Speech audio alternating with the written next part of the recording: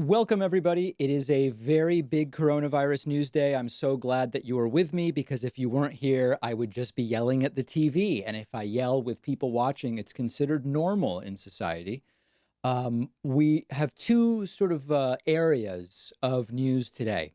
One is the reopening guidelines. They've already leaked in summary, so we already have them.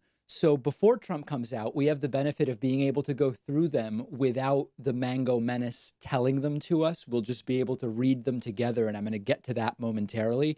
We also have another set of news, which is that the consortium of governors that includes a lot of Northeast states and West Coast states, prominently including New York State and Andrew Cuomo, seems to have announced that they are extending social distancing guidelines another 15 days to May 15th. Now, when I say seems, New York has announced it.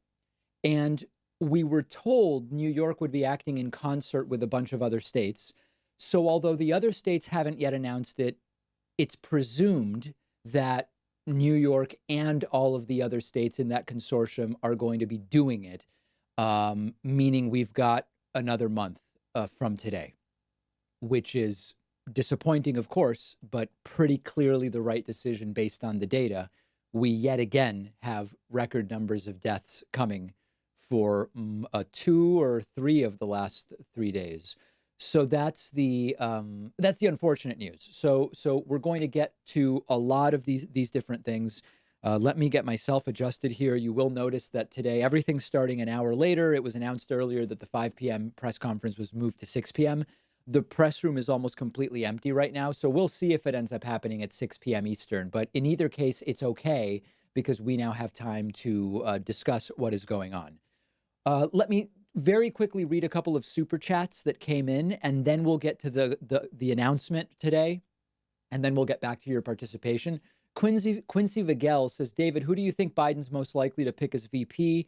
Who would be your favorite choice? Thanks for all you do. Everyone smash, like, and subscribe. I think the most likely people are some combination of Kamala Harris or Elizabeth Warren or Gretchen Whitmer or Amy Klobuchar. From that group of 4, I probably prefer Warren from that group of 4. And, we'll go ahead and see what happens. Kevin McComer says Tomi Lahren wants to reopen America. Who cares? She's clueless. Connor says you should stream on Mixer. I'm streaming on 4 places already. I guess. Does Restream, can you stream to Mixer from Restream is the question. I'd be curious to know the answer to that. I don't know anything about Mixer. Ian D says, enjoying the new live stream layout. Fancy. Thanks, Ian. Eamon Minji says, David, you should do a long, in-depth interview on the implications of a second Donald Trump term. Him not being bound to re-election is beyond horrific. Yeah. If you think Trump's unhinged now, wait till he doesn't have an election to win. BJ Chadwick says New Jersey schools closed until at least 5:15. Makes sense. And Philip Nyman says, how far do you run on your afternoon runs? Depending on how I'm feeling, I'll do like a fast mile and then do something else. Or I'll do a couple miles slower. Like slower would be like 10-minute miles. Faster would be more like 8.5-minute miles. I don't really have an interest in running much faster than that. Nor do I have an interest in ever really running more than like a 5K at a time.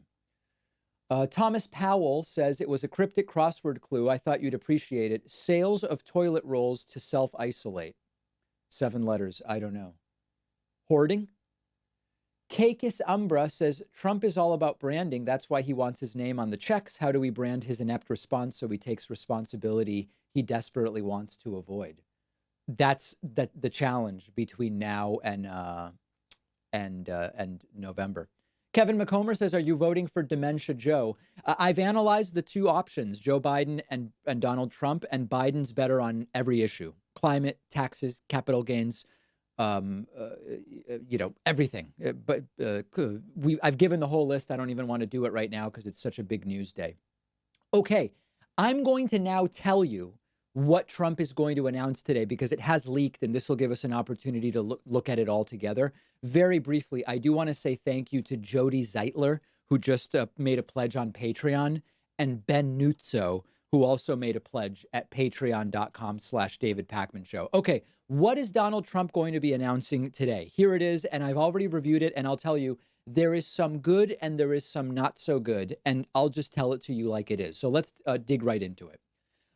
Donald Trump unveiled new guidelines on Thursday meant to help states loosen social distancing, but told governors on an afternoon telephone call it was their decision on when and how to open states.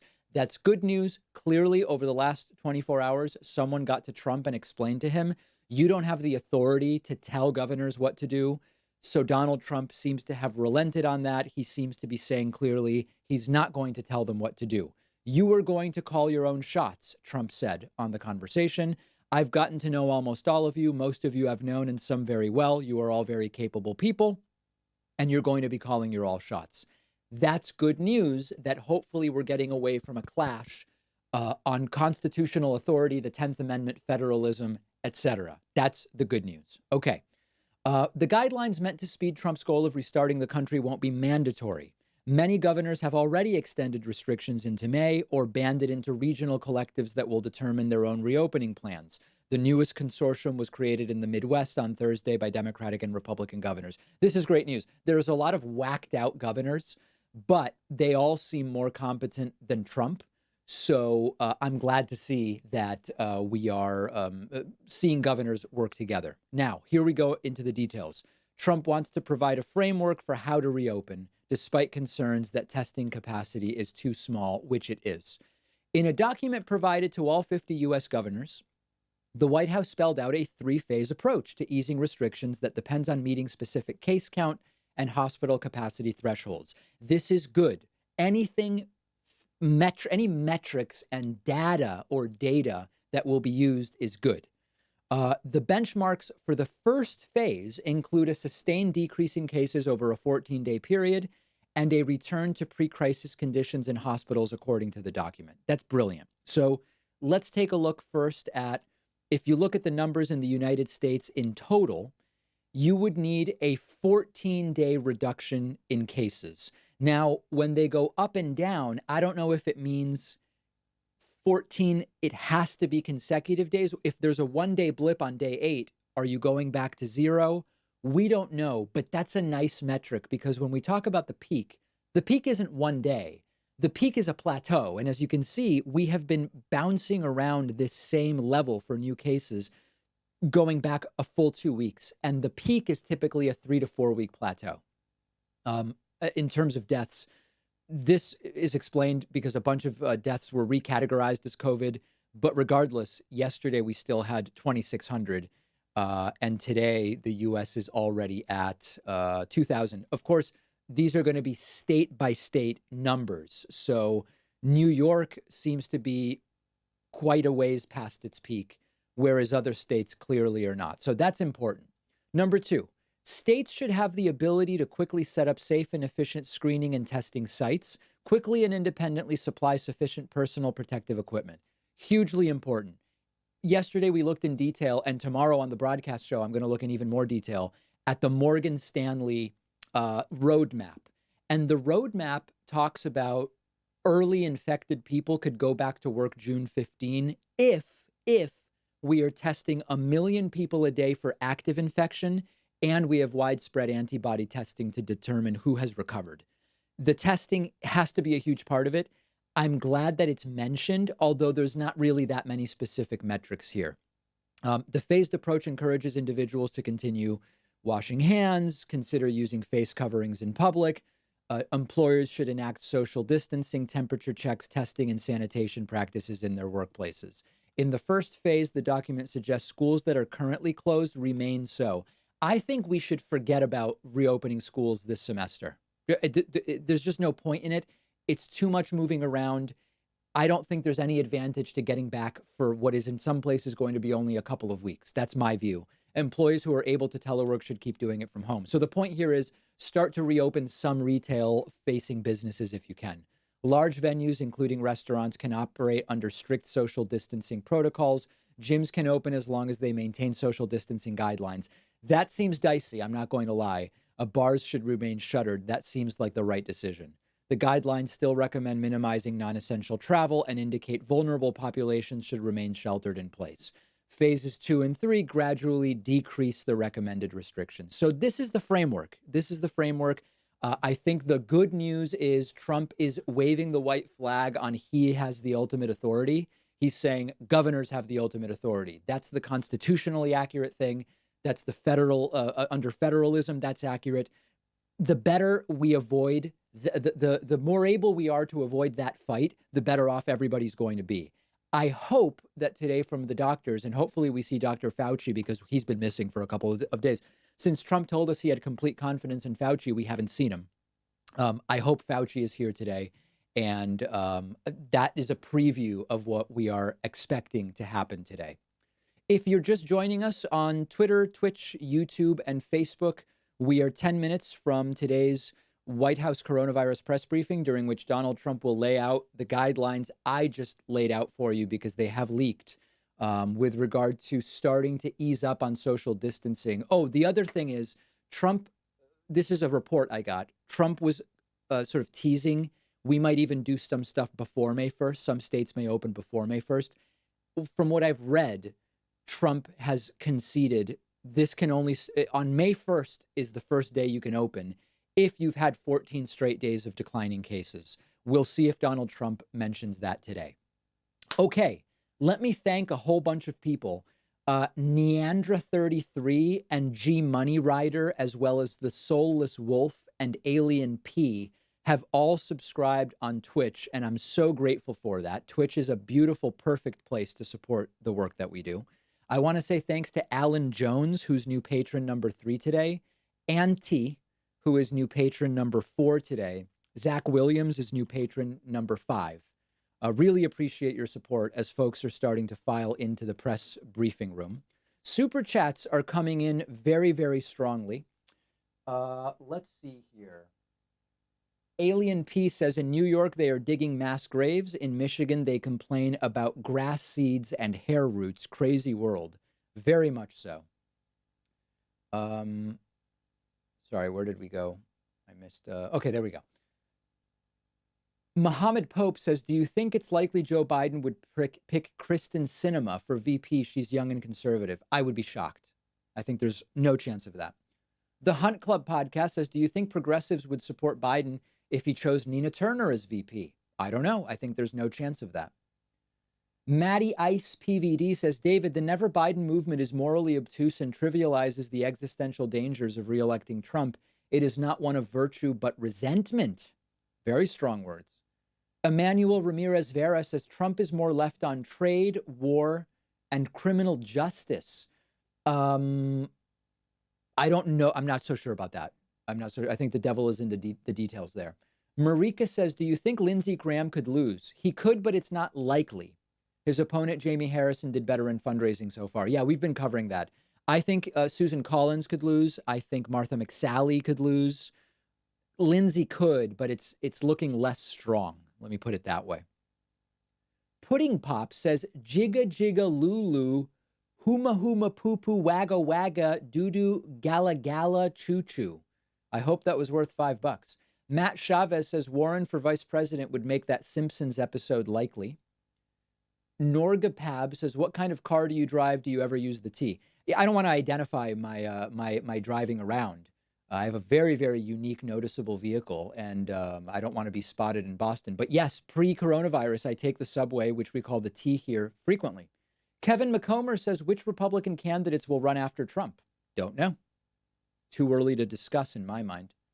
Proton Jinx says, if Trump gets a second term, will he still be able to siphon off funds through campaign contributions? Yes, I think that he will. He seems to be an expert in that. No matter what, he seems to be able to do that. A personal update, if people are asking, we did have brown water here at my house on Tuesday night, delightful brown water. We had a total brownout, brown water coming out of the faucets, coming out of the shower. And when I called the Water and Sewer Commission, there was screaming, and it was 10:30 at night. I don't know that much about public utilities, but if you call at 10:30 p.m., you don't want to hear screaming when there's brown water coming out of your faucet. So that was not a fun night.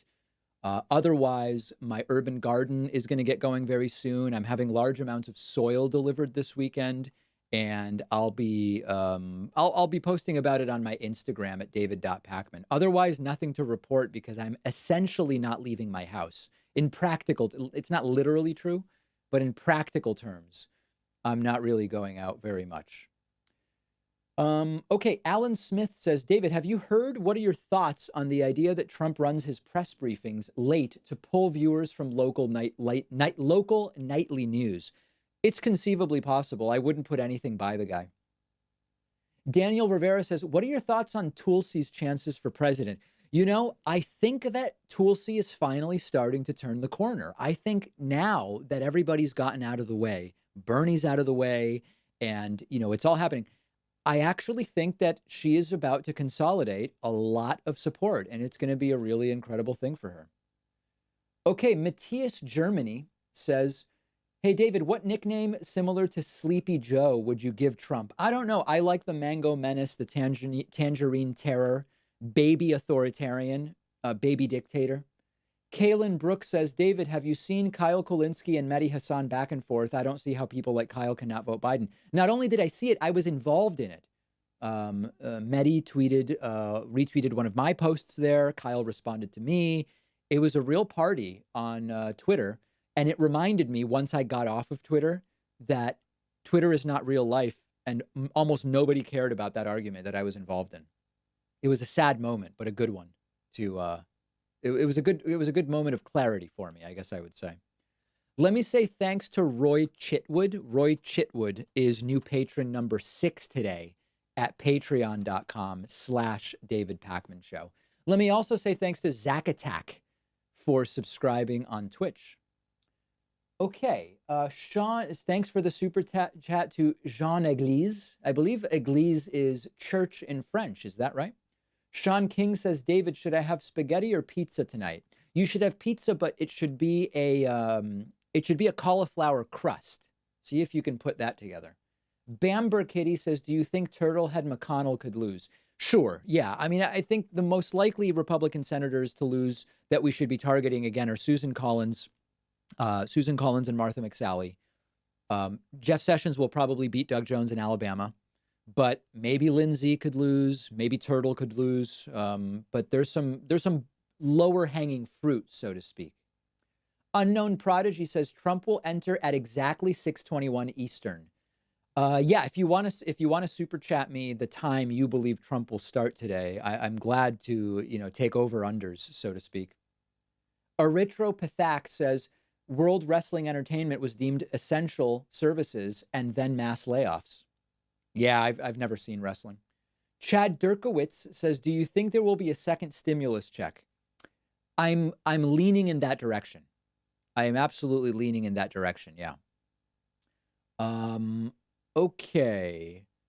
Oh boy, what's going on here? Looks like our video has frozen. Uh-oh, did I fully lose my connection? Weird. Oh, it looks like I'm back. Did I go out there? Did you lose me altogether?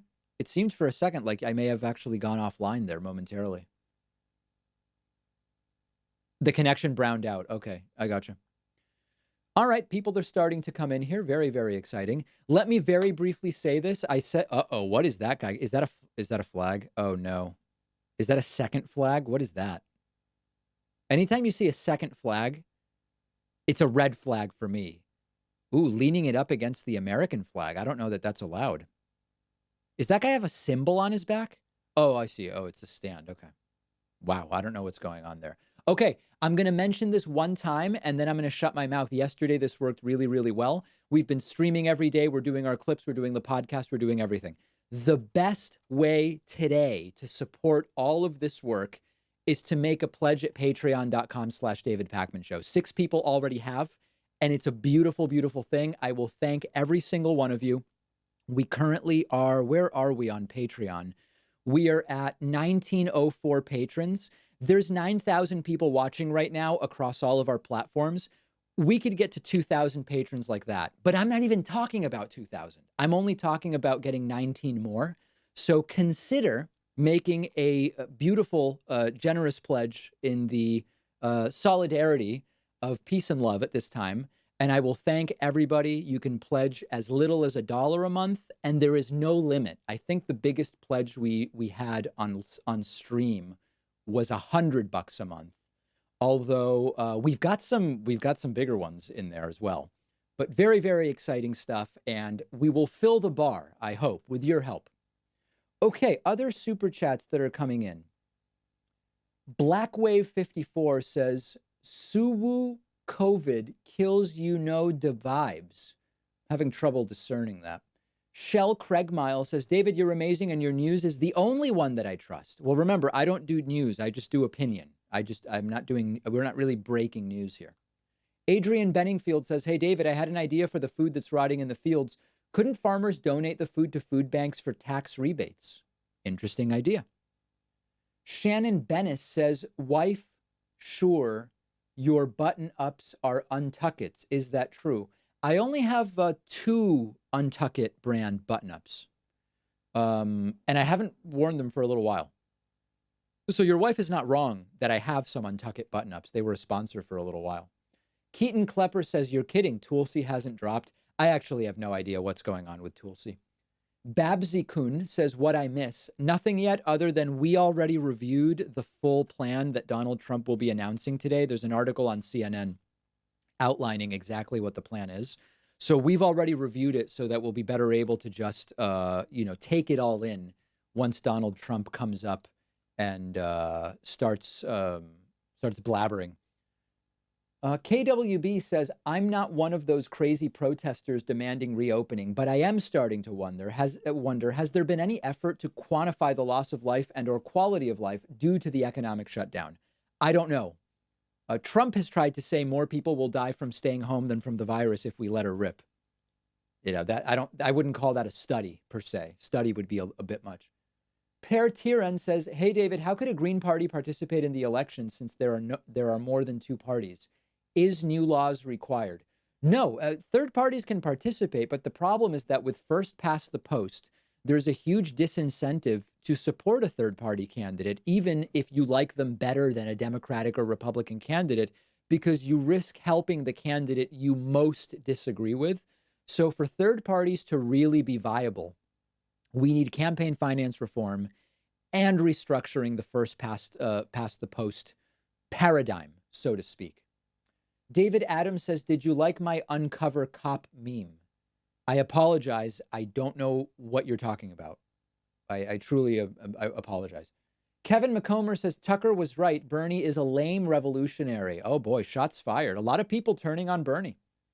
Felix, my argument is the revolution language was the wrong language from the beginning, but what the hell do I know? Felix Arroyo says, are you doing anything special at 1 million subs? I don't know. We have nothing. I want to do something at 1 million subscribers. Let me see on YouTube. Let me see where we are. We're at 827,000. Okay. So we've got a little bit of a ways to go. I would love to do something special at 1 million subscribers. I don't know what it would be. I would take requests. Thanks to Toby Allen for the super chat. Zach Williams says, second stimulus check is needed, but will take a while due to Trump inevitably wanting his name on the next wave of checks as well. Not untrue. Ariel says Trump will come out at 6:31. We have one person who says 6:21 p.m. Eastern. Ariel says 6:31 p.m. Eastern time. Matthew Rosatelli says, David, do you believe very strongly that Carl Pilkington would be a great VP pick for Biden? By the way, I paid for this using my stimulus money. I don't know enough about Carl Pilkington to be able to say for sure. Thanks to Tony Thompson for grabbing a YouTube subscription. Tanner Captainaglu says, hey, David, do you ever listen to Sean Carroll's podcast? If not, highly recommend. Also, you should host another chess tournament. Yeah, I might do another chess tournament next week. And I don't really listen to any podcasts. Dr. Birx is here. Don't tell me no Fauci again. Unbelievable. All right, let me quickly thank people because we're about to get started here. Gary Frank is new patron number 7. Michelle Sanderlin is new patron number 8. Kamar Peets is new patron number 9. Cordelia Biscuit Barrel is new patron number 10 today. Sarita Lamar is new patron number 11. Neandra's new patron number 12. Number 13 is Barry McCokener. 13, Barry McCokener. Matt Bean is new patron number 14. Vince Steinke is new patron number 15. And I think I got everybody. Oh, I also want to thank Piano Man for doubling their pledge on Patreon at patreon.com/David Pakman Show. Thank you. Very much appreciate that. The bar will keep filling even when Trump is speaking, because we can walk and chew gum at the same time, so to speak. Oh, Michael Petit is also number 17 today. Very much appreciate. So we've got Dr. Birx. We have Fox News' John Roberts. I forget this guy's name. That's not Chad, right? Is that Dr. Hahn? I forget who that is. This is Dr. Redfield. And we are expecting big announcements. And Dr. Anthony Fauci's absence is extremely concerning to me. Very, very concerning to me in terms of what's going on here, as we are just moments from Donald Trump starting. The presence of the video screens turned on suggests we will see a propaganda video once again here. And that is very, very scary. If you have just joined at the top of the hour on Twitter, Twitch, YouTube, and Facebook, rescheduled from 5 to 6 p.m. today, we are going to get the guidelines for the reopening of states. We've already gotten a preview. One of the parameters will be a state must have 14 days of successive declining cases, as well as returning to pre-COVID hospital capacity or utilization, maybe better said, and testing capacity. I don't know if they're putting any metrics on the testing capacity. Gyms will be able to open in those states with social distancing. Restaurants will be able to open with social distancing. Bars will not be allowed to open. How do you distinguish between a bar and a restaurant that has a bar inside it? I don't know. There are folks saying that Fauci is in the room and that he walked in first. I didn't see that. What I did see is that Chad Barrientos is new patron number 18 today. Thanks, Chad. Very much appreciate it.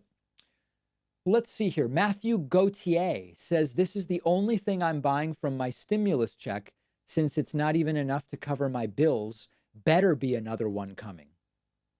Liz Francis says the toddler in chief will start at 6:11. Yeah, I don't think 6:31 or 6:21 are going to be the right start times because everybody else is already in the room. Tom Bicknell says, thank you for your continued work from the UK. Much love. Thanks, Tom. Christian Birdiel says, I already have received my stimulus check via direct deposit. Jokes on Trump that he wanted his name on it. Per Tiran says, wow, he put the standard on the floor.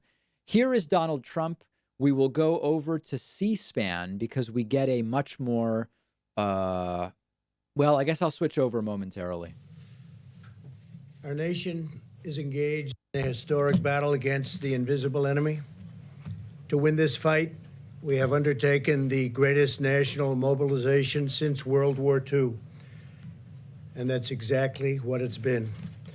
We've marshaled every instrument of American power, and we've unleashed our most potent weapon of all, the courage of the American people. These have been trying times. A cruel virus from a distant land has unfairly claimed thousands of precious American lives. To every citizen who has lost a cherished loved one, your pain is our pain. We mourn as one national family. Our country has come together. We draw solace from the faith that God has received, and the departed, he has taken the departed Trump confused by his into his eternal today. And loving embrace. They will never be forgotten. Over the last weeks and months, millions of Americans have joined together in a just switching over, guys. Don't mind me. Here we go. That God has received, and the departed, he has taken the departed into his eternal and loving embrace. They will never be forgotten. Over the last weeks and months, millions of Americans have joined together in a shared national sacrifice to halt the spread of this horrible disease. The Army built field hospitals and sports arenas and convention centers, the Army Corps of Engineers, is great. Over 20,000 beds in record time. The Navy sailed hospital ships to our biggest cities. Life-saving supplies and experimental medicines were rushed to the front lines as we launched a rapid search for groundbreaking treatments and vaccines. We built the most advanced and robust testing anywhere in the world, and we've done more testing than any country. Not per capita. Anywhere in the world. Wrong. We suspended dangerous foreign travel. We leveraged our industrial base to produce vast quantities of critical medical gear and enacted a historic $2 trillion relief package. Through it all, we have seen the heroism of our doctors and nurses like never before. These are our warriors. The bravery of our truck drivers, such bravery. And food suppliers, such incredible bravery. And the determination and drive of our citizens. Through this unified national endeavor, we have made great progress.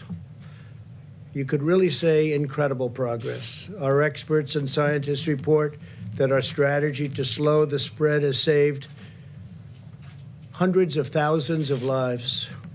Models predicted between 1.5 million and 2.2 million. That's if you do nothing, which no president would, of course, ever do. If there was no mitigation, could have even been higher than that.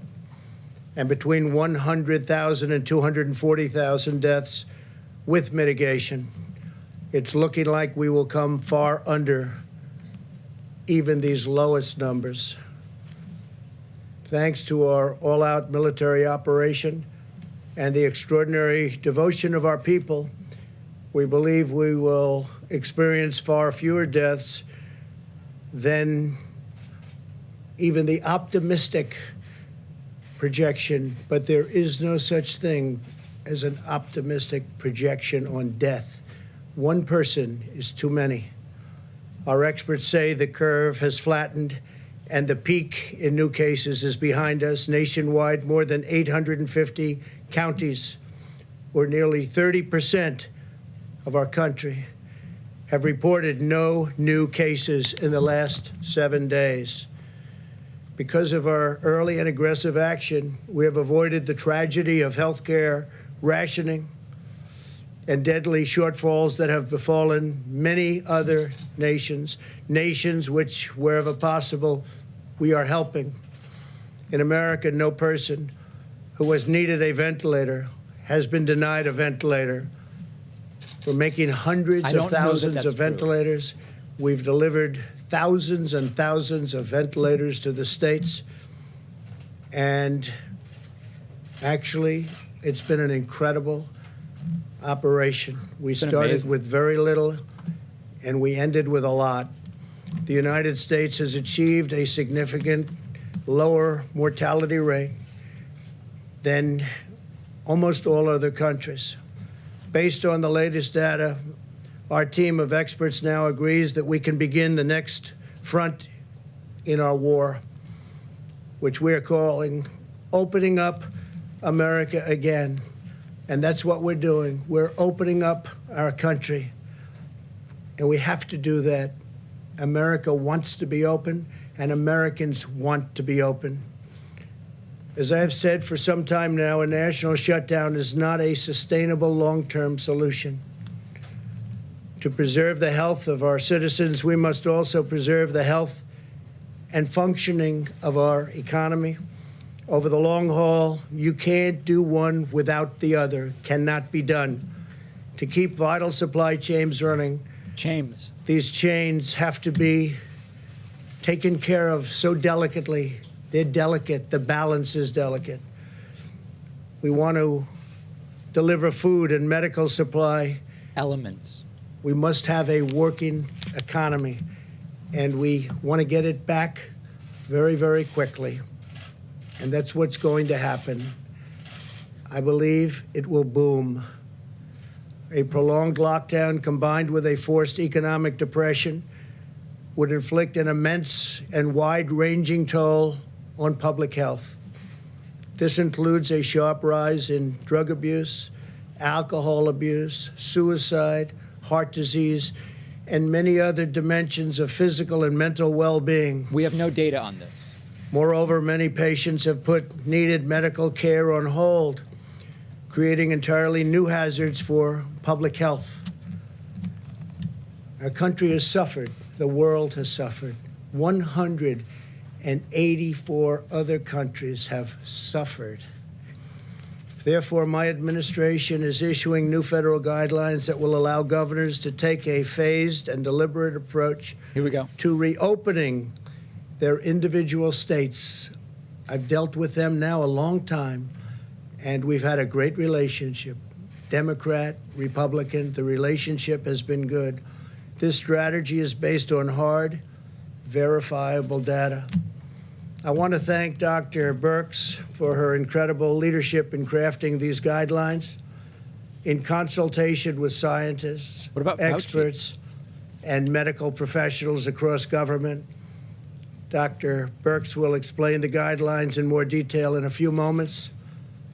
And Dr. Fauci has been absolutely terrific. We've all worked together. Where is he, And though? we've worked together well. They are interested in the health of our country, and we're all interested in the viability and making us truly great again. We took the greatest economy in the history of the world, and we closed it in order to win this war, and we're in the process of winning it now. Our approach outlines 3 phases in restoring our economic life. We are not opening all at once, but one careful step at a time.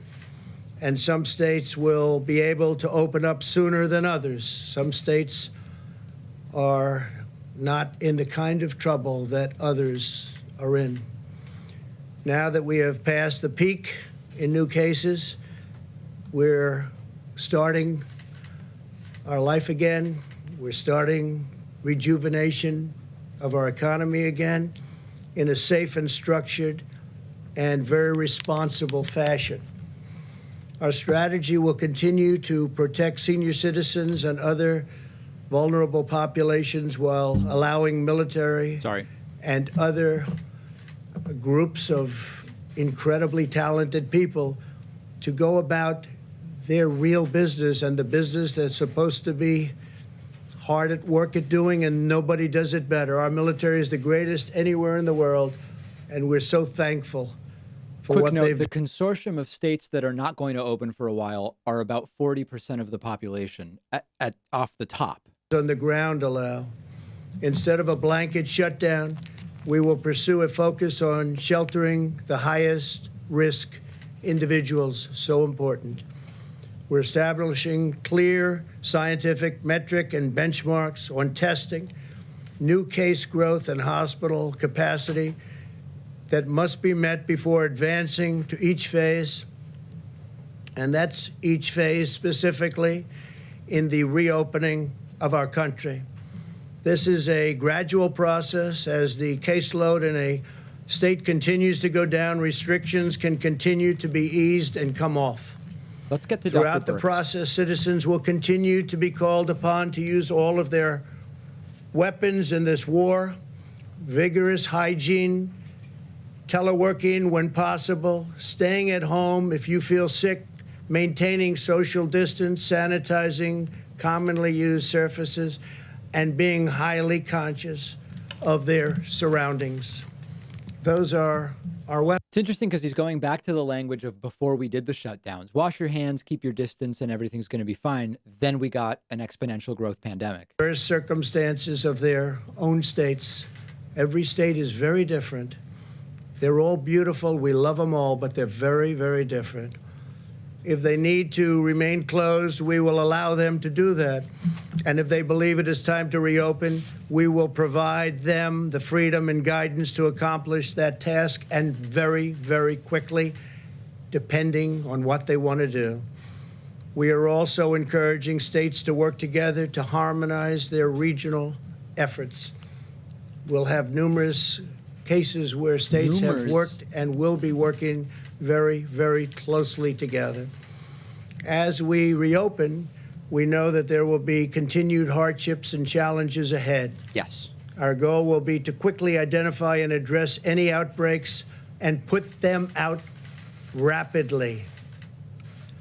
If the virus returns in the fall, as some scientists think it may, possibly, these guidelines will ensure that our country is up and running so that we can likewise put it out quickly. Dr. Trump. At the heart of our strategy is the vital role of medical research, especially for therapies that will significantly improve outcomes for high-risk patients and reduce the need for urgent care. This will be tremendously valuable in allowing life to eventually return to normal. At least 35 clinical trials are already underway, including antiviral therapies, immune therapies, and blood therapies in the form of convalescent plasma. You've all heard about some of these events and some of these therapies. They've come a long way. Events. What's been done in the last 4 weeks is incredible. We will also continue to expand our testing capacity. We have now completed more than 3.5 million tests, by far the most anywhere in the world. Areas of our country that have been hotspots have done much more testing on a per capita basis than South Korea. We've done more than South Korea, and South Korea has done a good job, but we've done more. We will continue to work with governors to advise them on how to conduct both surveillance and diagnostic testing. We have now distributed over 600,000 Abbott ID Now point-of-care diagnostic tests. These are tests that are done on site, and within 5 minutes, you know the answer, positive or negative. In recent days, we have seen a dramatic increase in the number of tests performed by hospitals and academic institutions, with more than 120,000 tests recently reported in a single day, far more than any country in the world has ever been able to do. And our numbers are actually going up. As these new and better testing solutions come online, we're seeing this additional capacity reflected in the numbers. For this reason, the number of tests processed in commercial laboratories has dropped from approximately 100,000 to roughly 75,000 tests. Quick interjection. We need to be testing at least 1 million a day to even be able to send early infected people back to work. And ideally, we would get to 22 million tests a day, which seems like a fantasy at this point. And states feel free to use that capacity. Some in the media falsely reported this as a bad thing, when in fact it is a great thing, because it indicates that the states are moving to faster, more local testing solutions, including on-the-spot tests. So this drop in the utilization of commercial laboratories is an affirmation that testing, which is at an all-time high, is growing at a historic rate. In other words, the laboratories are great, but now we have forms of testing that are much quicker, much better, and we don't have to use the laboratories, but they're there, and they have a great capacity to do the work. As Dr. Birx has been advising our governors for weeks, we continue to have an excess testing capacity of 1 million tests per week available for use, and our capabilities are growing every single day, especially with the new tests that are coming onto the market rapidly. Exciting new product. As we begin a science-based reopening, we must be extra vigilant in blocking the foreign entry of the virus from abroad. Border control, travel restrictions, and other limitations on entry are more important than ever to keep the virus in check and allow Americans to get back to work. The sacrifices our citizens have made in this time of crisis will be remembered, studied, honored, and praised for generations to come. We're really all working together. Democrat, Republican, conservative, liberal, we're all working together. This is not about parties. This is about our country. Right. Now the American people are ready to rise to the occasion once again. They are ready to show the world once more that Americans can defeat any challenger. Together we will rebuild this land that we love.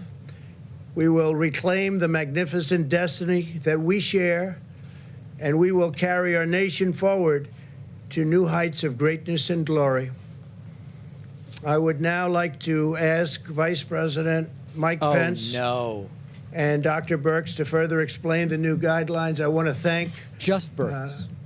Dr. Birx. I want to thank Dr. Fauci, and I want to thank really especially a man who has He can barely speak. And he's devoted all 24 sweaty. hours a day This is to weird. his task force and done such an incredible job, our great Vice President, Mike Pence. Please, Mike. Oh, there is Fauci. Okay. Go right to Birx. Thank you, Mr. President.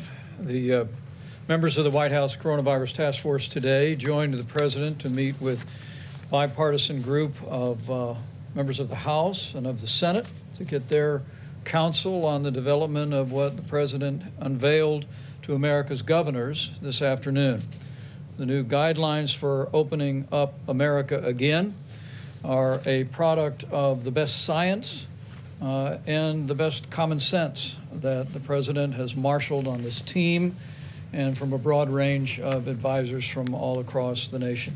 Normally, I mute Pence. I won't today because he may give us some of the guidelines. Coronavirus Task Force, early on, he made it clear that we have no higher priority than the health and safety of the American people. The President launched a whole of government approach. And while we stand here on this day, with more than 640,000 Americans having contracted the coronavirus, and our hearts go out to the families of the more than 31,000 Americans who lost their lives and those who continue to struggle with serious consequences of the coronavirus. The truth is that because of the decisive action that our president took early on, suspending travel from China and thereafter from portions of Europe and South Korea, screening passengers, because of the strong actions in partnership with every governor across. Couldn't he skip this part and say, please insert my daily brown nosing into the record and just we move on? Because this is such a waste of time. Because of the cooperation of the American people and God's grace, Oh, boy. we are slowing the spread. We are flattening the curve. We have preserved the capacity of our healthcare system, and we've protected the most vulnerable. In a word, because of the actions of this president, this administration, governors at every level, our healthcare workers, and our fellow Americans, we've saved lives, and every American should be comforted by that. Right. And we can see it in the numbers. In the charts that I'll present today, Oh, no. these three maps track influenza-like illness, Influenza. which in this instance is mostly coronavirus across America. The first map reflects the total number of cases on the week ending March the 28th. The next map reflects our data about the total number of cases on the week ending April 4th. How is Florida And so we stand low? here today with the final map reflecting the total number of cases across America as of April the 11th. Is this per capita? With these trends underway, President going Trump so tasked the White quickly. House Who knows what the Coronavirus hell is Task going Force on to here? develop new guidelines for opening up America again. Those guidelines were presented today first to our nation's governors. And it is our intention, at the President's direction, to provide these guidelines to assist governors and state health officials in evaluating the most responsible manner This is to weird, reopen guys. the economies of their states at a time and manner of their choosing. The guidelines, as Americans who are looking on will note, begin with what is the best criteria that our experts have developed. Yeah, I'm taking A notes downward here. trajectory in cases over a 14-day period of time, ensuring that states have proper capacity in their healthcare facilities. The second set of proposals includes a description of recommendations for state preparedness. And let me say to the American people what President Trump made clear to our governors today, that our administration will continue to work day in and day out through These our slides task are force, shit. through FEMA, to ensure made that these? our states have not only the medical supplies, but that we continue to rapidly expand testing across the nation. The President reflected on the progress we've made on testing, but a few statistics for that as well, which I hope are an encouragement to the American people. On March 11th, we had performed a total of 23,588 tests. Oh my God. Because of the public-private partnership that President Trump initiated with commercial labs across the country, that number was 83,500 by March 18th. And as the President just said, that number is 3.5 million today. It is our expectation that we will have tested more than 5 million. We need state per capita guidelines. States should be able to test X number a day relative to the number of cases they've had. I mean, these are not guidelines. Ongoing partnership with our states, and we want our healthcare workers and people all across the country to know of our commitment to that. Finally, the President directed us to propose a phased approach to reopening our economy. It is based on up-to-date data and readiness. We'll continue to provide the very best data to our states, Dear working with God. their health officials. The focus is on the mitigation of any risk of resurgence or the emergence of the coronavirus in states where it's not yet emerged. Does this sound like a plan to anyone? Maybe Birx will give us the plan. Lines on the most vulnerable. And we made this very clear to the governors today. These new guidelines for opening up America again can be implemented on a statewide basis or on a county-by-county basis. With that, I'm happy to turn it over to Dr. Deborah Birx. And if I may, Please. Mr. President, I'd like to also extend my admiration and appreciation to Dr. Birx, Dr. Fauci, and every member of our They're task acting force like that it's worked over. around the clock to We had develop record these deaths recommendations for opening up America, where What I know the every hell? American is grateful for your leadership and for theirs. What? Deborah? Thank you, Mr. President, Mr. Vice President. We're going to go through these quickly because I know you have them and many of you have already spoken to them on television. Next slide, please. This is a very important slide. It talks about the gatekeeping criteria to moving into phase one. It's very much related to what you just saw about influenza-like illness. And the United States has been tracking influenza-like illnesses through the Centers of Disease Control for years. Both the state and public health officials are used to watching this, county health officials are used to watching it, and frankly, every family around the United States knows how to access this on the CDC website in order to get up-to-date information to the communities. It also looks at a syndromic emergency room type visits, again, housed at the CDC, and really is our surveillance program that can be utilized for a lot of different illnesses, but in this case will be utilized for respiratory diseases. In addition, we are tracking the number of cases, and it must have a downward trajectory for 14 days, as well as the influenza-like illness and the syndromic illnesses, and a downward trajectory in the number of positive tests with persistence of high levels of testing. For the hospitals, it's to ensure that we can treat all patients without resorting to any crisis care, and ensuring that there's a robust testing program in place for at-risk healthcare workers, including frontlines You need numbers for that. responders with their emerging antibody tests. Next slide. Now, just to show you what this looks like. So what the CDC did for me under the direction of Bob Redfield was to chart what the syndromic illnesses were reporting throughout the early part of March.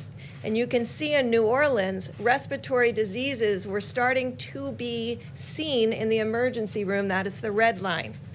The cases are shown in the dark blue line. The gray mountain is testing, and underneath that is the blue mountain of positives. And you can see that the early alert was present from the emergency room about early respiratory disease. You can see it predated the cases.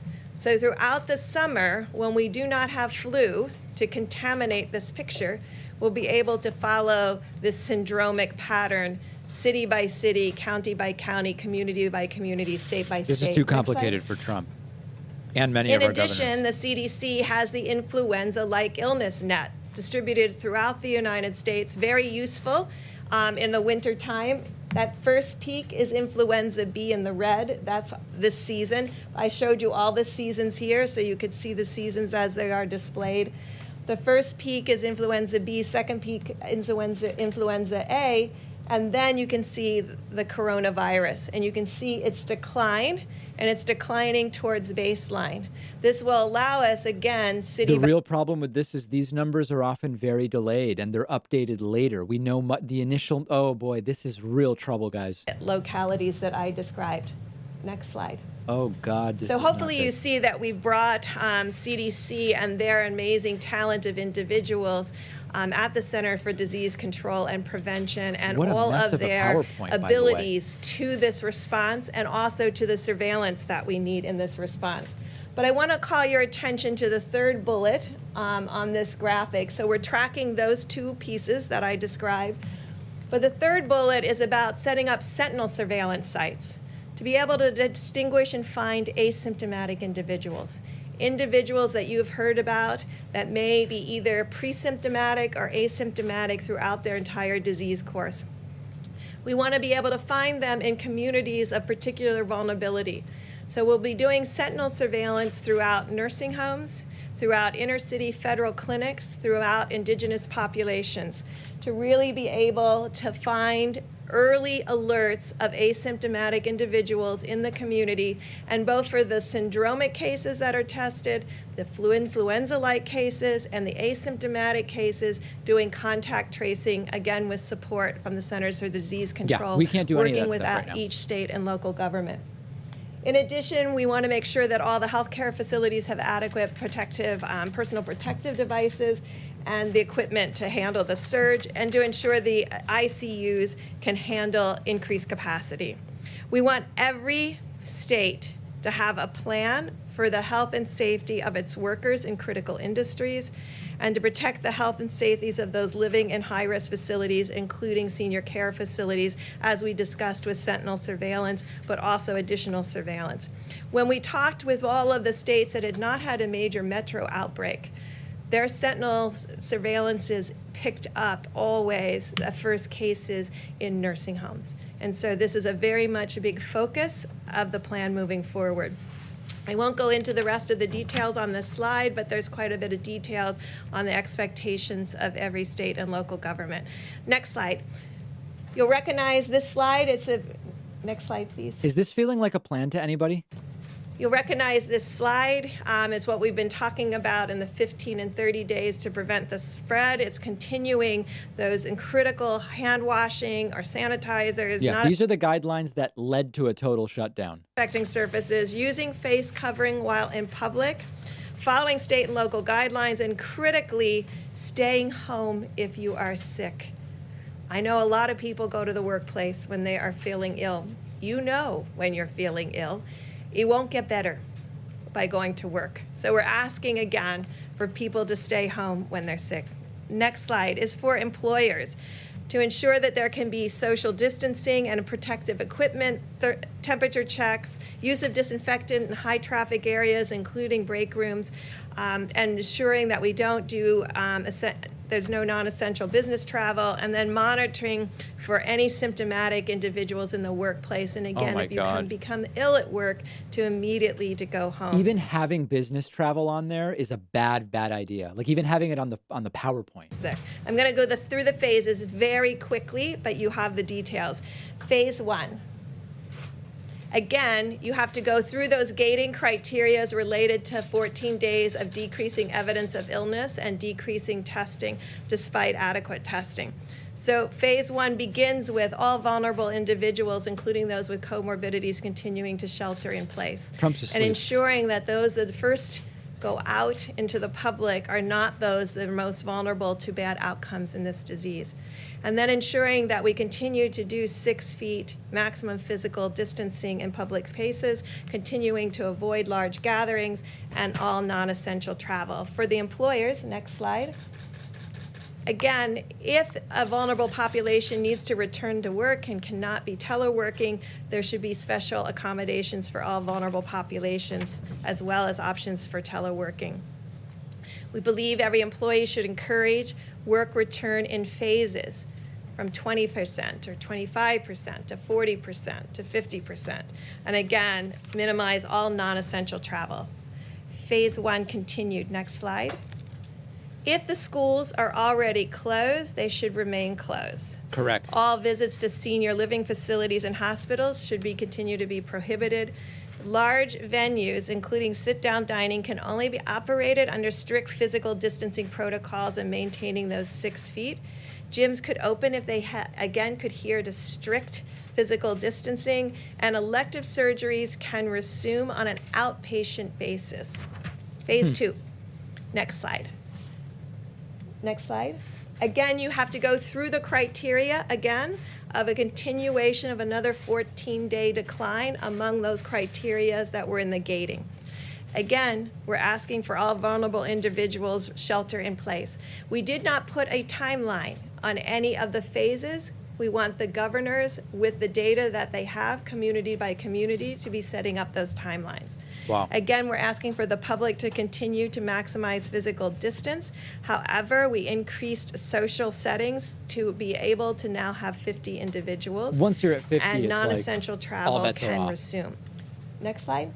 This is for the employers. We still would like to encourage telework, and the common areas should remain closed or be physically distanced. All non-essential travel for employees can resume. And then again, special accommodations for vulnerable. Next slide. This should be a relief to many of households that have small children. Schools, daycares, and camps can reopen in phase 2. Visits to senior living facilities, however, should remain in hospitals prohibited. I have a Large bad venues can feeling about this. operate, but solely under moderate physical distancing, and elective surgeries can resume on an outpatient and inpatient basis. Phase 3. And so phase 3, I won't go through in detail, is essentially returning to our new normal with all of what we talked about through all phases, continuing the good hygiene practices, continuing the respect for spaces between individuals, because we know that we still have an issue with asymptomatic spread. I do believe with this plan that we're both confronting the issue of finding symptomatic individuals through our networks with early alert, as well as those who come and present to different hospitals and emergency room with testing and contact tracing, but critically have put in place what we believe is a safety net through asymptomatic sentinel surveillance that is centered around our most vulnerable groups between nursing homes and our Native American people and indigenous populations, and our inner city groups that we know may be in multi-generational households and of unique risk. I'll stop there, Mr. President. Thank you very much. Thank you very much, Mr. President, Mr. Vice President. So as you've seen just now from the detailed presentation from Dr. Birx, this is a rather robust program for re-entering into normality. There's a lot of details here, and I know it'll take a little bit of time to digest them all. So what I thought would be good, since I really want to be brief to allow time for questions, is to kind of take us back to the discussions that we've had here before and why this is a natural evolution from what we had said before. You might recall that on a few occasions when I was up here before you, I told you that when we get to the point where we're going to take those steps towards trying to get back to some form of normality, that it would not be a light switch that you could turn on and off. I meant that in two different components.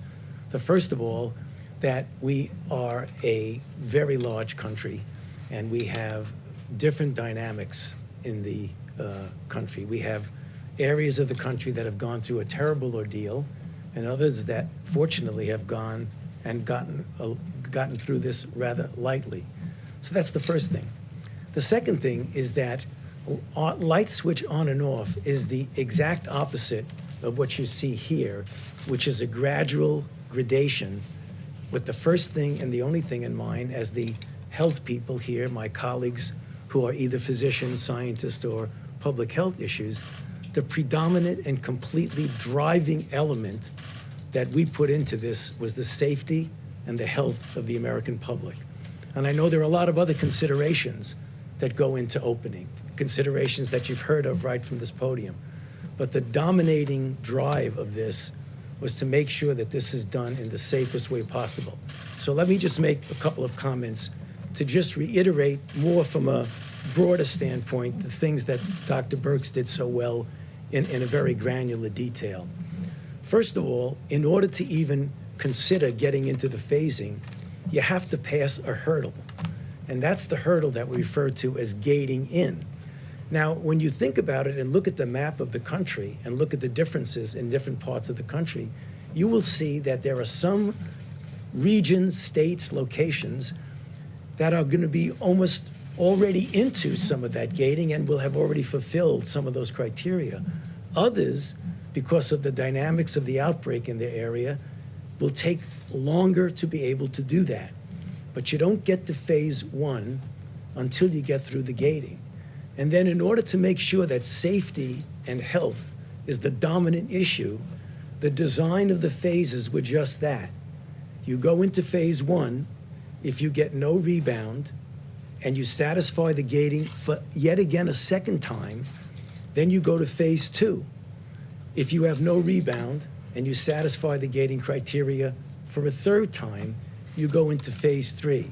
So there are multiple checkpoints of safety there.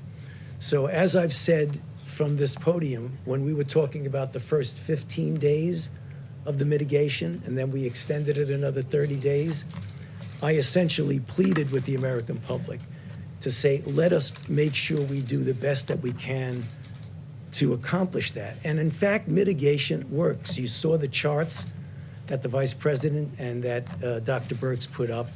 It worked. And what we hope, and I believe we will be successful, if we carefully do this, again, with the attention to the safety and health of the American public, that we will be able to, it will be staggered. Not every state, not every region is going to do it at the same time. That's clearly obvious because of the varied dynamics of the outbreak.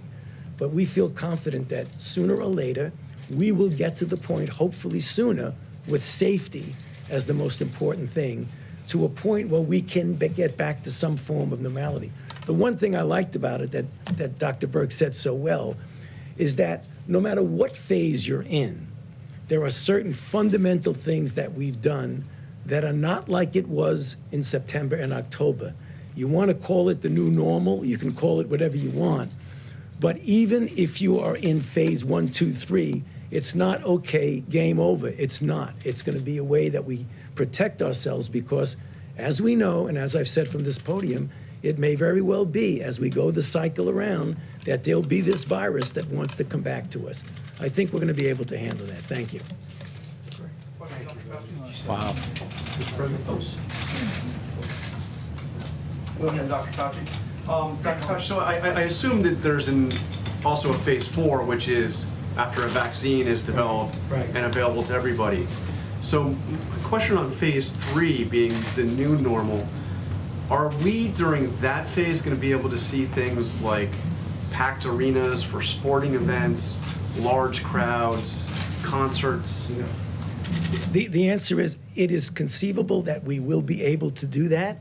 I think there will always have to be attention to making sure that we don't do all that packing in together. I think we'll be able to have sports events in that phase where you actually have participants there. I'm not sure If you're you going to put be able 20,000 in, it's a problem. uniformly and evenly temporally with everyone, but when people get to that phase, paying attention to the fact that if there is a rebound of any sort, that when you're in that phase, you can respond to that, or you put it back and go in the other way. So the flexibility is that there may be some setbacks. I mean, let's face it, this is uncharted water. There may be some setbacks that we may have to pull back a little and then go forward. But John, the direct answer to your question, I do see us getting more towards normal. Mr. President. Mr. Mr. President, if you take a look at the gating criteria as outlined in these guidelines, there are at least a handful of states, I just looked at the trend lines, Idaho, Wyoming, Hawaii, Montana, that look like they've already satisfied that gating criteria. Right. In your call with the governors this afternoon, did you hear back from any states who said, we're already there, we could start the process now? I did. I heard from a number of governors that said they're in very good shape. I also heard not only from the call, but I heard from some of the governors previous, and I think you'll have some very good things to report over the next few days about states opening up. And I think, John, having to do with your call on sports, depending on the area, depending where we're talking about, you're going to have large areas of our country where this has not been or has been totally eradicated. You'll be able to have those full arenas. Now, with everything being said, a lot of great work has been done on vaccines, but you have a testing process. Therapeutics, likewise, we have a lot of great things happening therapeutically. That will be a step further. But in terms of sports, they'll probably start off. As you know, I spoke to the commissioners yesterday, almost, I guess, of every sport. And many of them are going to be starting without the fans. So it'll be made for television, the good old days, made for television. And it'll go that way, and then fans will start coming in. Maybe they'll be separated by 2 seats. And then ultimately, we want to have packed arenas. When the virus is gone, we're going to have packed arenas, and we're going to be back to enjoying sports the way they're supposed to be. And the same thing can be said for restaurants. So at a certain point in time, when the virus is gone, we're going to be back to normal. Mr. President, Please, go ahead. Mr. President and the doctors, can you clarify then, is the 30-day period to stop the spread, are those mitigation efforts still in place, or have they been replaced by this new guidance? Well, they're going to be in place to a large extent, and it also depends on the governors what they want to do. You have What a very different non-answer. states. If you look at Montana, Wyoming, North Dakota, that's a lot different than New York. It's a lot different than New Jersey. So it's going to be very dependent on the governor. We're recommending, as you see in the charts, we're recommending certain things. They'll be in place dependent on what the governor wants to do. If we see something wrong, we will be expressing ourselves very strongly. Please go ahead. Thank you, Mr. President. Does this mean that states such as Montana and Utah that already meet that gating period, will they be able to go to phase 1 as early as, say, tomorrow if the governor decides? You're talking about those states that are in great shape already? Yes. They will be able to go literally tomorrow, yes. Because they've met all of the guidelines if you go back. You're going back 14 days. You're going back even a month. And they have the ones that I'm thinking about, the ones that I've already spoken to governors about, they've met those guidelines actually pretty long ago. Mr. President, what's your message to the protesters we're seeing? We saw a lot in Michigan, but in other states that are saying that they are refusing to comply with the stay-at-home orders issued by governors and local officials. I mean, isn't it important for everybody to go along with this as we go through these phases? Well, they've been going through it a long time, John, and it's been a tough process for people. Is he defending the protester lunatic? There's death and there's problems in staying at home too. It's not Oh, just, God. isn't it wonderful to stay at home? They're suffering. This country wasn't built on that principle. It was built on Not good. an exact opposite principle, actually. And I watched in one particular state where they were. They want to get back. They want to get back. They were very strict sanctions that were put on people. That was Sanctions? probably the most strict of all. But Is he attacking I just Gretchen think the Whitmer? American people have been incredible. When you look at, John, when you look at what they've done, when you look at what they've been through, when you look at all of the death and all of the problems and all of the sickness, when you look at what's happened, I just think the American people have been incredible. Urge those protesters to listen to local authorities? I think they're listening. I think they listen to me. They seem to be Well, you just said protesters you that seem like to me support them, sort and of. respect this opinion, and my opinion is the same as just about all of the governors. They all want to open. Nobody wants to stay shut, but they want to open safely. So do I. But we have large sections of the country right now that can start thinking Did about he say no one opening. wants to say shit? There'll be some What did he say? mitigation, and they'll keep it going for a period of time, including masks, by the way, in areas that you wouldn't even think. I asked a question today. I said, why would they wear masks in Wyoming or Montana or North Dakota? And that's if somebody should come in from an area that isn't so successful in terms of what they've done. So that will be a governor's choice. and we'll have no problem with it. Yeah, Mr. President, you spoke this afternoon with your new congressional advisory groups, 32 bipartisan members of the House, 65 bipartisan members of the Senate. One of the big topics was the fact that the Small Business Association loan pot of $350 billion has hit the cap. It's exhausted. There's nothing moving on the $250 billion to replenish it. What did you tell those bipartisan groups today about getting the move on to get some more money into the hands of small businesses? So just for the viewers watching this or hearing you ask that question, exhausted is a good thing, not a bad thing. It went quickly. It is so popular. The banks have been incredible, including 4,000 community banks. 4,000. Most people didn't know you had that many banks. 4,000. You didn't know. What they want is people want to keep this going. And we're doing it to keep the small businesses open and to keep the workers paid. And we have a $250 billion request. The Democrats like it. The Republicans love it. And to be honest, I think something's going to be happening. I hope so, because this is a very popular program. It was really executed flawlessly. The first day they changed an application a little bit.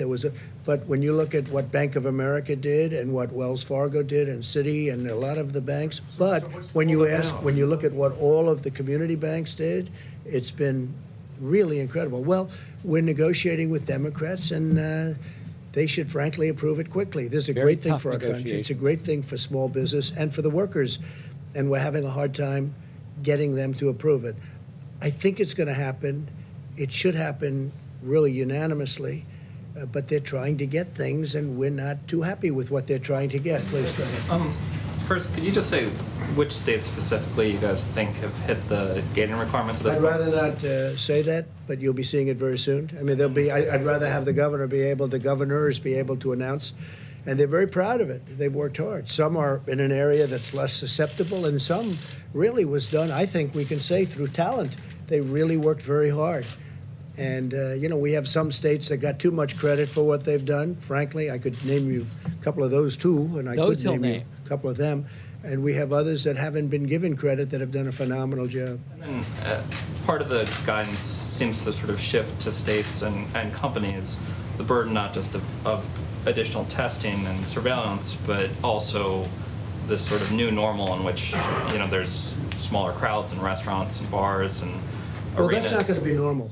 There's not going to be a new normal where somebody has been having for 25 years 158 seats in a restaurant, and now he's got 30 or he's got 60, because that wouldn't work. That's not normal. No, normal will be if he has the 158 or 68 seats, and that's going to happen, and it's going to happen relatively quickly, we hope.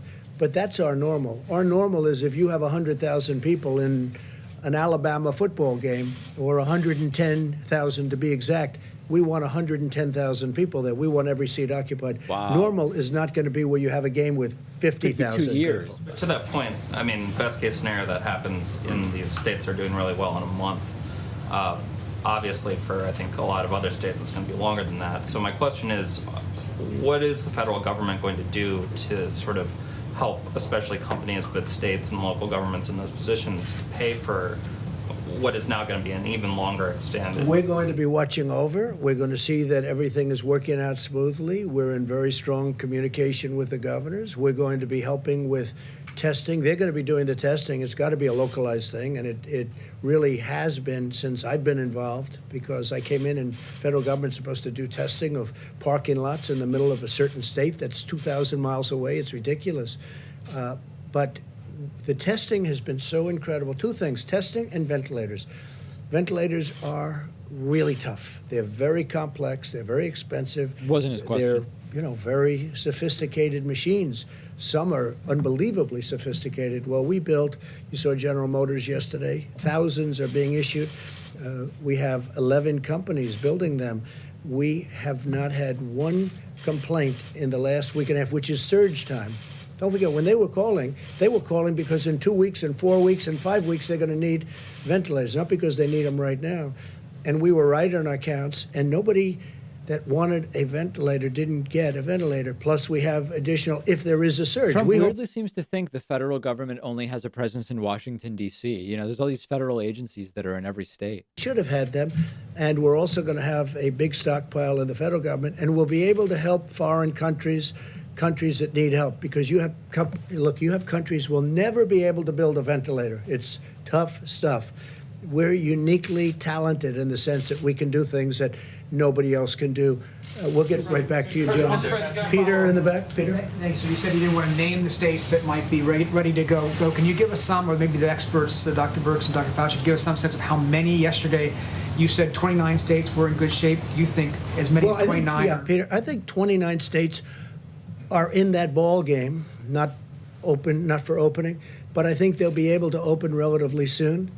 I think the remainder are just getting better. Look, New York, New Jersey are having very tough times, and they'll be there. They'll be there at some point, but they're not going to be one of the earlier states. They're going to be later, obviously. I just spoke with the governor of New Jersey. We just spoke with Mike and a couple of folks. We had a great talk with him. Phil is a terrific guy. He's working very hard. Democrat, but we get along. He's working very, very hard. I guess the fact that he's right next to this big, massive city where everybody's very closely, they're together. He guesses and that's New a Jersey's factor, been yeah. hit unbelievably hard as hard as anybody in the true sense. But they're doing a great job in New Jersey. But that doesn't mean, Peter, that doesn't mean that they're going to be opening next week. That's not one that's going to be. But we have a lot of states that, through location, through luck, and also through a lot of talent, we have states through a lot of talent are in a very good position, and they're getting ready to open. And over the next very short period of time, it's going to be up to the governors. We're going to work with them. We're going to help them. But it's going to be up to the governors. I think you're going to see quite a few states starting to open. And I call it a beautiful puzzle. You have 50 pieces, all very different. But when it's all done, it's a mosaic. When it's all done, it's going to be I think, a very beautiful picture. And very important is what Dr. Fauci said. It could be that sometime in the fall, there'll be some flare-ups. We're going to be in a great position with everything we've done and everything we've learned. This was something that nobody ever saw before. Such contagion and very, very powerful. People don't realize, because we all probably have friends. I have a number of people that were just great people who were just decimated by what happened. Some are dead right now. They're dead. They went into a hospital. One called me. He said, I tested positive. 4 days later, he was dead. This story. The following day, after he said that, he was unconscious. So this is a tough deal. At the same time, some people got sniffles and they didn't even realize they had a problem. And they are supposedly immune. We're going to find out about that. Even that's a little bit soon because we don't know how long the immunity lasts. But, Peter, some states are in great shape, and they're really in great shape to open. And I think you'll have quite a few states opening soon, and they're going to be very vigilant. They're going to be very careful. The public health experts have said that this would be better done if there were comprehensive surveillance testing, which we're obviously not in position to do. I wonder if maybe Dr. Birx and Dr. Fauci Sure, we could can tell do us that. whether Either they one, feel please. comfortable. Dr. Fauci and I will do it together. I just wanted to, it's why I wanted to put up the syndromic and the influenza-like illness piece, because what is key in this is the early alerts and getting in there before they even know they have a problem. And I think CDC has been remarkable in building these platforms. Dr. Redfield integrated them so they're all on the same website. If you look at COVID-19, if you go into cases, you can find all of the data. And the beauty of it is the states are used to utilizing that through flu season. So the testing and contact tracing, and Dr. Redfield will be putting people in every single state to make sure that CDC is standing beside the state and local health officials to make sure that all of those cases are immediately identified and contact traced. Funny how 5 minutes ago Trump says, hey, we're the federal government. We're in D.C. Like, we can't just do stuff all over the country. Birx casually says, yeah, CDC's putting people in every state, so we're going to have people everywhere. Communities that we know are particularly vulnerable. And that hasn't been done in flu before. And I think that's going to be the added dividend that's really focused on who is most vulnerable and how do we get the fastest alert by generally screening people without symptoms. So people who are just coming to the clinic will be screened for COVID-19. And we do have enough testing capacity to do both that surveillance piece as well as the diagnostic piece and contact tracing. Just a follow-up. You want to say something? No, actually, people have gotten confused about that because in the beginning when we were focusing really on just mitigation and really trying to keep peaks down and trying to worry about ventilators and PPEs and things like that. Well, now when you get a little bit more grace period, you can start figuring out what is the penetrance of this virus in society. What are we missing in people who might be infected? What is the percentage of those people that are out there? That's going to inform us greatly for a number of things, including the level, once we prove that antibody test that you have is really protective, and we still don't know that yet. We're going to find that out. We may get a good feel of what the level of protection might be in society, but we don't know that yet. So it's going to give us information as to what the vulnerable areas are and I how wish we Pence need to would stand respond. somewhere else. Remember, It's there's two bothered me a types lot of there. things: antibody tests and tests for the diagnosis of who has the disease. One you need for contact tracing, the other you want to need for finding out what's in society. We're going to have both of those much, much better as we go in the next weeks and months. And by the time we get into the fall, I think we're going to be in pretty good shape. Mr. President, on the small business say loans. that as we see a hotspot possibly developing, maybe not, but if we see a hotspot developing, we've learned a lot. We'll be able to suppress it, whack it. We'll be able to do things that They're going to whack people it? weren't Oh my even God. thinking about because nobody's ever gone through this. In Weird. 1917, they went through something that was similar, probably not as contagious, probably more powerful in certain other ways, but we are going to be able to suppress it, we think, and we're going to watch it very closely. We're going to be able to watch things very closely. Please. Mr. President. Yeah, Bob, please. Thank you, Mr. President. I think what's really important is during this bringing the people back to work and our economy back to work, and what's going to go back is that we're going to be very aggressively focused on early case recognition, isolation, and contact tracing. In the event that we just went through, unfortunately, as we started, we were very capable of doing that. When the initial cases all came from China, all the way through January, all the way through to the end of February, we were able to identify cases early, the first 14, do the contact tracing, over 800 contacts. We identified that 2 of those contacts were actually infected. We were able to isolate them. We were able to contain the outbreak. We're about to enter a new phase of this where we're going back to containment. And mitigation is going to continue, as Dr. Birx and others have said. Some of the things that we've learned to do, we're going to continue. But the major thrust of how we're going to control and make sure that we continue to keep this nation open is early case recognition, isolation, and contact tracing. That's the fundamentals of public health. That's what we're going to do. You see, we have very good surveillance systems that are going to help us. As we see these cases sporadically across the country, we've got to jump on them with early diagnosis, isolation, and contact tracing. That's what CDC is going to continue to help build that capacity in the states across this nation. Mr.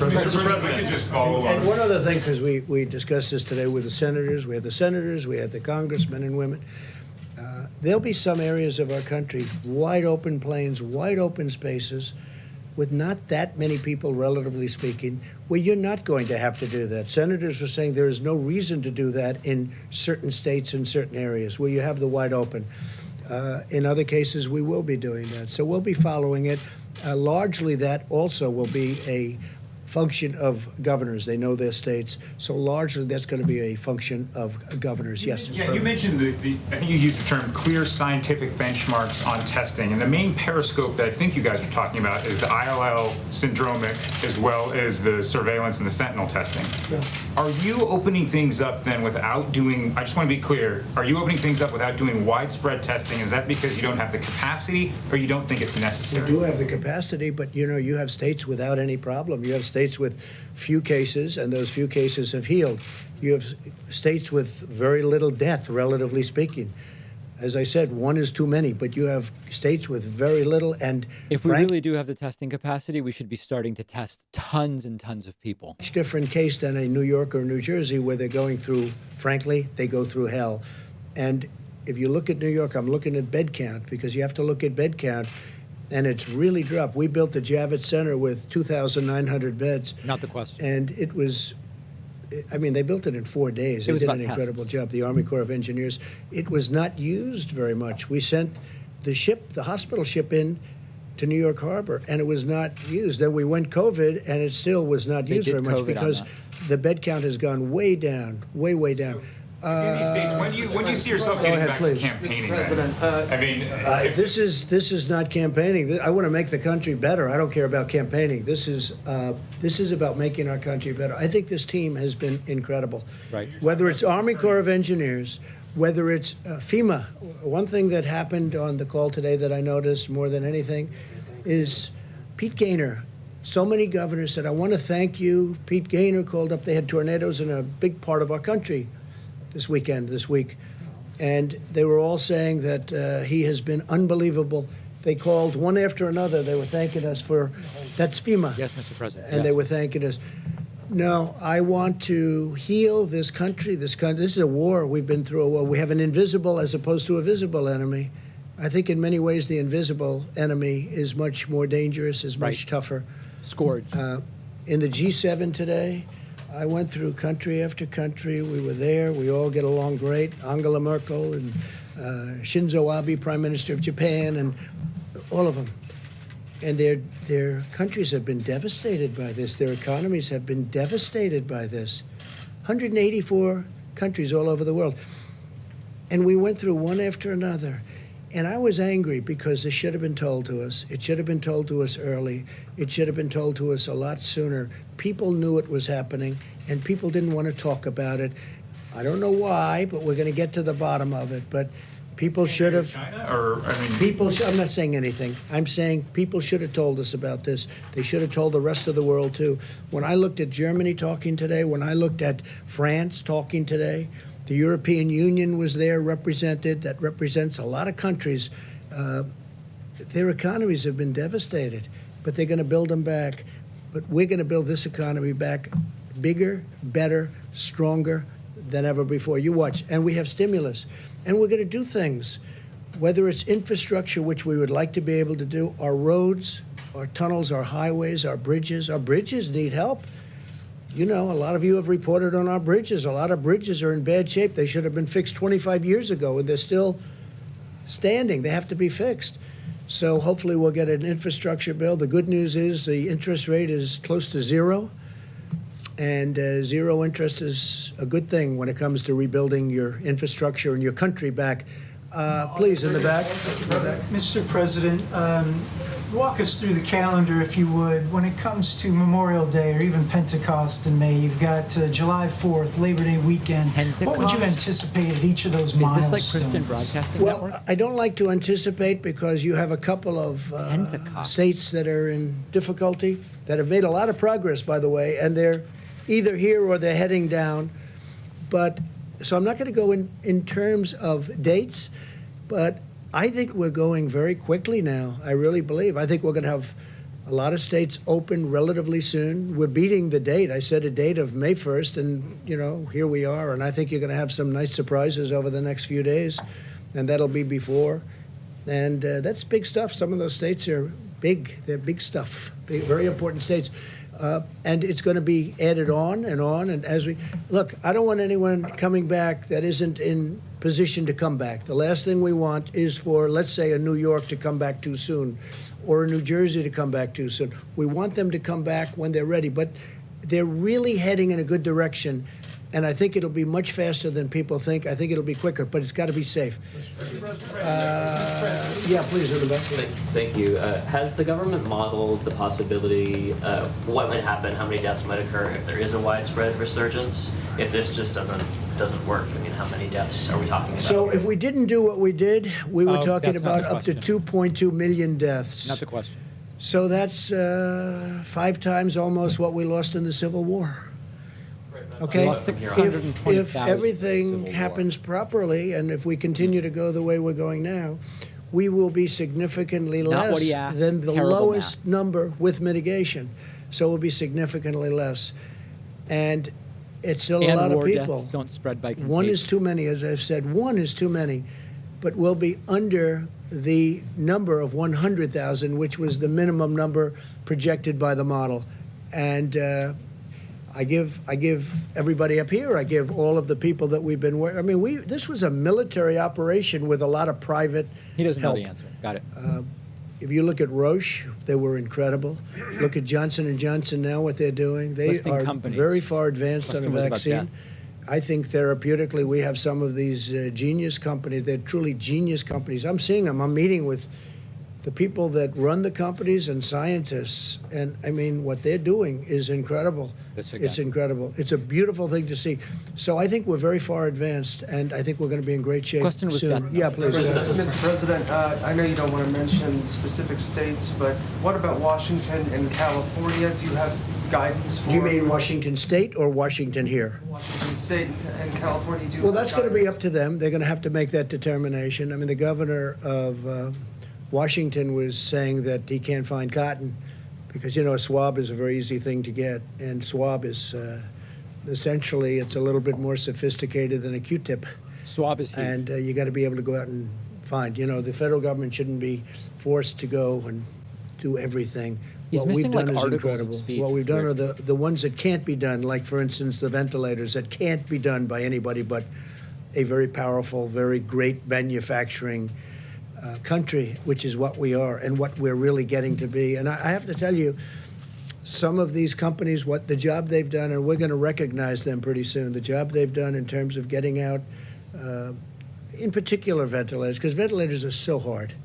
They're so, I say, and some people say, oh, it's not really as complicated. Question was about Well, Washington and California. It's like building a car. Yeah, unrelated. And you know what? The price is the same, too.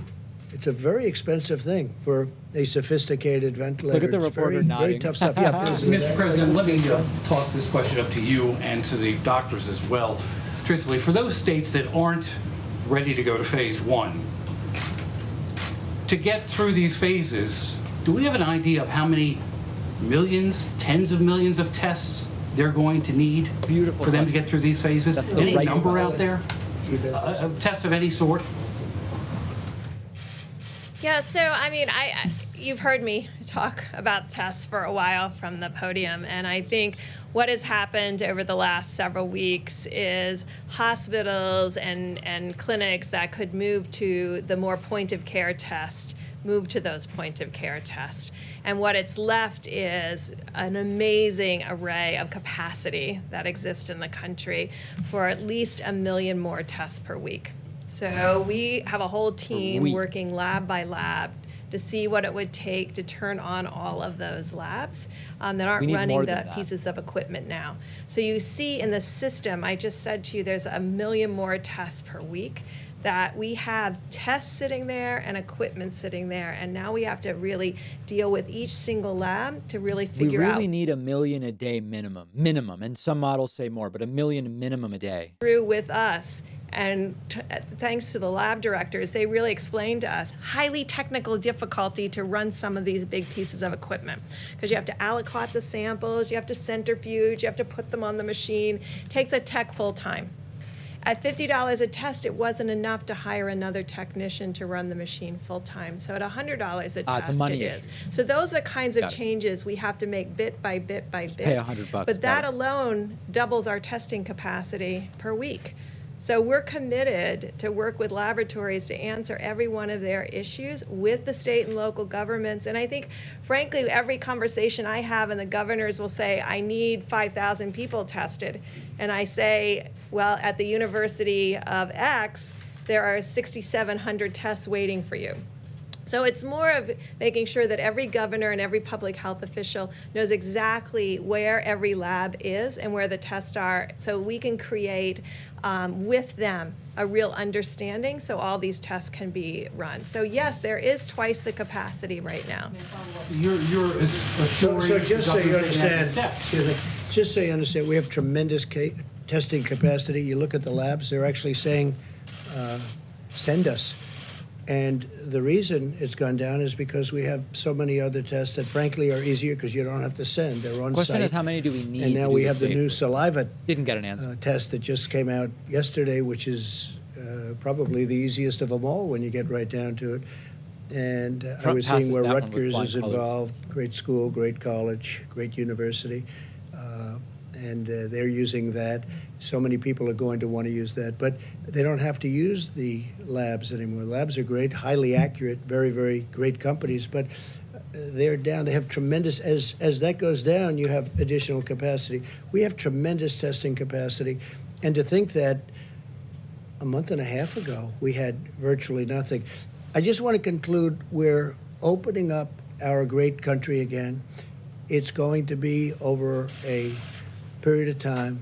We're working with some really great people that have become friends of mine, and I'm including Even Democrats. governors that have really done a good job, Republican governors, most of whom I've known that have done a really good job. They're all working together. We're all with few exceptions, the relationship has been outstanding, and I want to thank Doctor and Mike. I want to thank the director. Fantastic job. We've all done. By the way, head of the FDA, he has broken hurdles that years ago, even recently, would have taken years. He got one thing done in one day that would have taken 2 years for somebody else. So I want to thank Dr. Hahn of the FDA. We have incredible people that we're working with, and we're going to bring our country back, and it's going to be bigger and better and stronger than ever before. We have learned a lot. We've learned a lot about ourselves. I want to thank everybody, and most importantly, I want to thank the American people. Thank you all very much. Thank you. Quick question on grocery So there it is, and Mike Pence daily having to grab Trump's paperwork and take it with him. That is essentially his least offensive role. I mean, when he talks, it's much worse than when he just takes the papers. So there we have that. Thank you to everyone who has sent messages and has joined me today. Kaladin and Gunthor both just got Twitch Prime subscriptions. I do want to thank Carrie Robinson Thompson, who is Patreon pledger number 26 today. Please consider leaving a tip behind. Support the stream by making a tiny, tiny pledge, as little as you want, at patreon.com/David Pakman Show. A few super chats I do want to address here, and feel free to hang out. Anthony Lozago sends a $100 super chat and says, I saw your response, but I couldn't see your name. I don't know what that means. I can't send anything anywhere because the chaos is past my compression, but I know I'm working diligently to help everyone. It's a slow uphill battle against sanity. Hold out.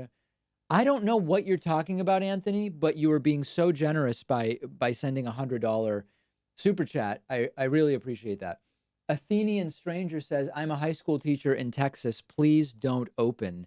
Yeah, there is going to be a lot that it simply has not been figured out yet, which we don't have answers to, and we won't until states start taking measures. We've got this consortium of states on the East Coast and West Coast. It looks like I am in one of those states in Massachusetts, are delaying at least another 15 days until mid-May. I do fear that this is going to be seen as a signal. Tell me if you agree with this or not. I think a lot of people are going to hear Trump say this. Their state won't actually be saying it's time to do anything, but individuals will say, I'm reading between the lines. Trump seems to be saying it's okay to start doing some stuff, and people are just going to do it because in many senses, people are desperate. And that is my fear of what we are going to see as a result of what Donald Trump has said, despite the reality that the guidelines aren't crazy. They're not specific enough. I don't think we have the testing level to support starting to do what Donald Trump is suggesting. We need much, much more testing. But the guidelines aren't as crazy as I was thinking. Trump seems to be recognizing that he doesn't have the authority to tell governors a damn thing. And someone clearly got to him and said, let's make it clear governors can do this on their schedule rather than on ours. That's the right move, very, very clearly. Constitutionally, that's the right move. I don't know what's going on in front of the White House. We've got a bunch of security standing next to some trucks, including a FedEx truck. I have no clue what this is about. I guess thanking delivery workers in some way, shape, or form. I don't know. Anthony Lozago's $100 super chat was talking to someone in the stream. Okay. Lee Mead asks if the door to the north is closed. Oh, Canada. Yeah, no change on border stuff so far as we know. Do I think L. Fauci is compromised? I think he's mildly compromised in the sense that he has determined it's really important that he stay on this task force, and thus he can't just go out attacking Trump at everything he says. So I would say that he is, in a sense, mildly compromised. Robert Wells sends a super chat. Ian Howard says, I'm having a hard time getting around the argument per capita testing is irrelevant to the U.S. because of our massive population. Could you help? Yes. What is going on here, by the way? The answer, of course, is this live? This must have been earlier, right? This was with FedEx people. Yeah, this was with FedEx people earlier. A lot of nonsense going on here. Yeah, I was engaged in a crazy, I posted this on Twitter earlier, actually. So Kayleigh McEnany is the new Trump press secretary, and she got right to the disinformation, tweeting, under President Trump's leadership, we have quickly developed the most expansive and accurate testing system in the world. I responded, we're 39th in testing per capita. Looks like you're fitting right in.